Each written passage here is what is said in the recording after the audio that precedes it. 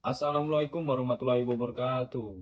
Saya akan membahas tentang bagaimana cara kerja ke Jepang. Dikarenakan banyak teman-teman menanyakan hal tersebut, mulai dari jalur, syarat, biaya sampai ke tips agar kalian nggak kena tipu.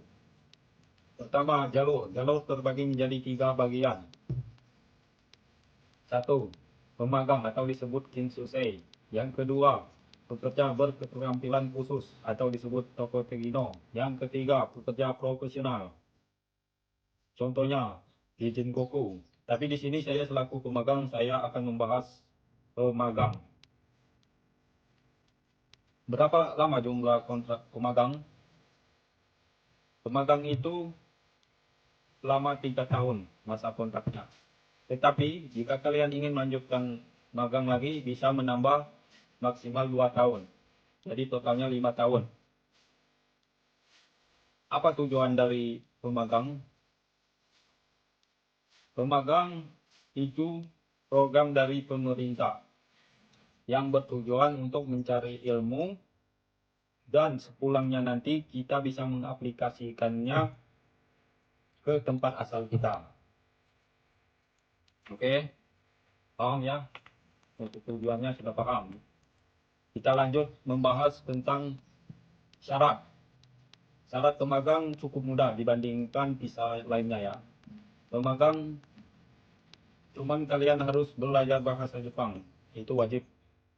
Kapan belajarnya? Waktu masuk LPK nanti ya. Belajar bahasa Jepang,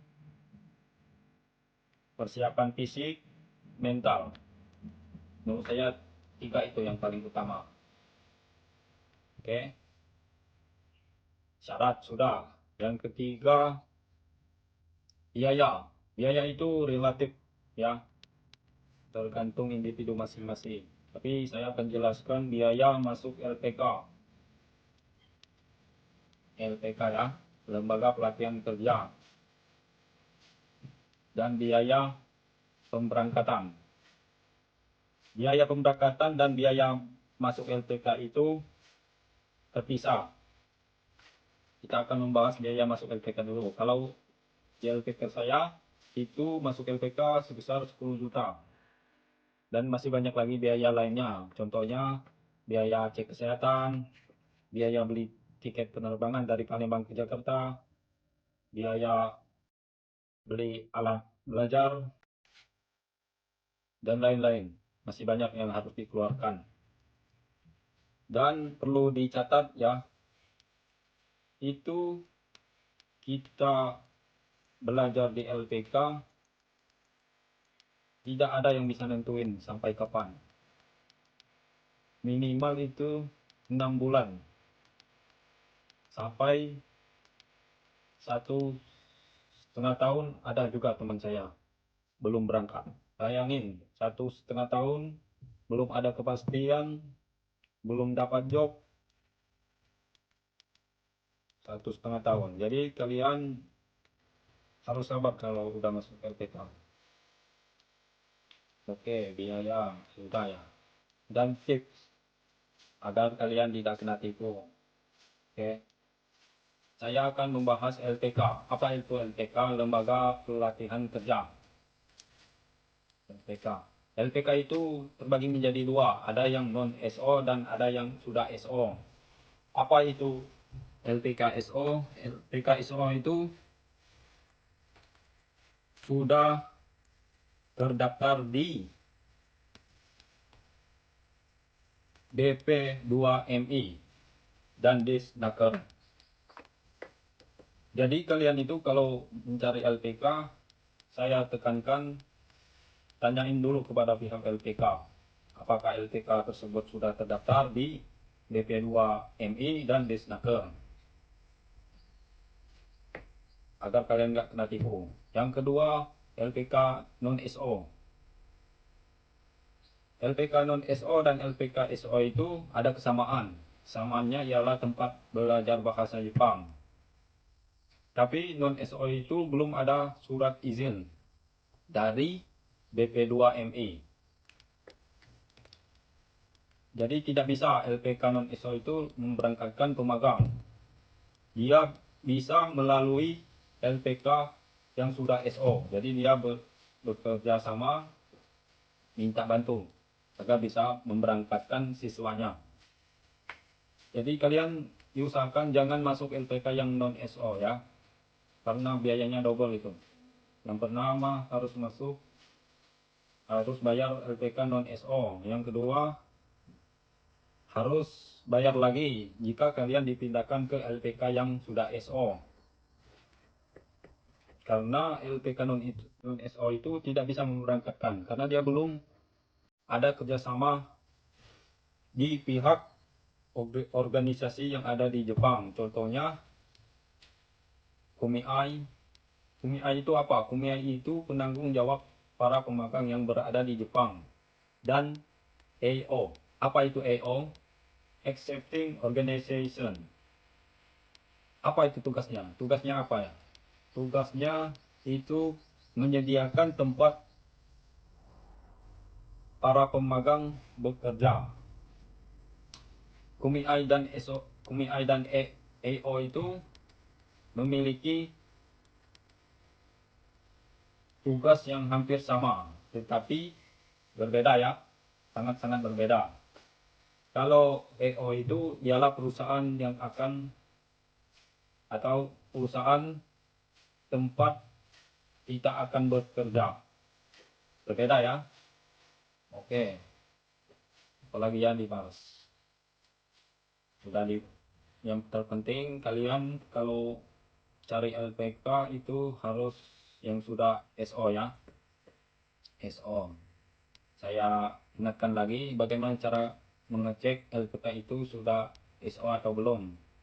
Gampang, cukup kalian tanyain apakah LPK itu punya legalitas resmi dari BP2MI, dan bisa kalian cek di situs Kemnaker dan BP2MI.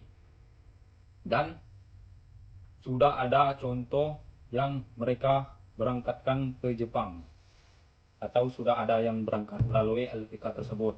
Oke. Jadi poinnya akan saya ringkas ya. Kalian persiapkan itu minimal uang pribadi ya. Pribadi itu 70-80 juta kalau nggak mau pakai dana talangan. Tetapi jika kalian ingin menggunakan dana talangan, kalian cukup menyiapkan uang sekitar 40 juta atau 45 juta. Dikarenakan di LPK tersebut atau di LPK tempat saya kemarin itu menyediakan dana talangan bagi para pemagang sebesar 30 juta. Tetapi itu berbunga ya. Jadi kita harus melunasin sebesar 39 juta. Harus kita lunasin itu ya, jangan kabur kalian kalau sudah kerja di Jepang. Harus tanggung jawab, oke? Oke, jika kalian menggunakan dana talangan, kalian cukup siapkan dana pribadi untuk biaya hidup di LPK, biaya masuk LPK, dan biaya beli peralatan belajar, cek kesehatan, dan lain-lain. Tetapi tidak dipungkirin biaya bisa membengkak ya. Kenapa bisa begitu? Karena kita tidak bisa nentuin kapan kita berangkat, sampai kapan kita belajar di LPK, karena itu nasib-nasiban. Ada yang cepat, ada yang lama. Saya dulu aja di LPK 10 bulan. Ada teman saya itu udah 1 tahun, 2 bulan, 1 tahun 3 bulan, belum ada kepastian, belum mendapatkan job. Mereka itu sudah interview, tetapi udah berapa kali gagal tes. Mungkin ada yang 3 kali gagal tes, 2 kali, 4 kali gagal tes. Kalau kita gagal tes, kita tidak akan bisa berangkat ke Jepang. Tetapi kalian kalau ikut tes, kayak saya kemarin kan, alhamdulillah puji Tuhan, 1 kali tes interview langsung lulus, jadi lebih cepat berangkatnya. Tetapi jika kalian gagal, nunggu lagi job yang masuk. Itu gantian, enggak gimana ya, kalian gantian kan, banyak di LPK itu kan banyak mahasiswanya, jadi gantian. Kalau kalian sudah interview sekali, jadi diganti. Banyak kan yang belum interview, Jadi disuruh yang belum interview. Kalau sudah semua interview, balik ke awal lagi. Jadi kalian mungkin ada peluang untuk ikut interview kedua. Tapi itu biasanya ada tesnya lagi, lebih ketat kan. Soalnya sudah memasuki interview kedua, lebih ketat. Jadi harus sabar kalian. Karena ke Jepang itu nggak gampang, nggak segampang yang dibayangkan. Belajar bahasa Jepang pun susah, apalagi kita kan yang sudah lama lulus sekolah, jarang belajar kan, kaget tidak pas belajar. Tapi kita kalau niat kita baik, mudah-mudahan lancar sudah gampang. Yang terpenting kalian harus sabar. Oke, mungkin itu saja yang ingin saya sampaikan. Jika ada yang kurang atau pengen tanya sesuatu, boleh komen di kolom komentar. Nanti akan saya jawab. Oke. Wassalamualaikum warahmatullahi wabarakatuh.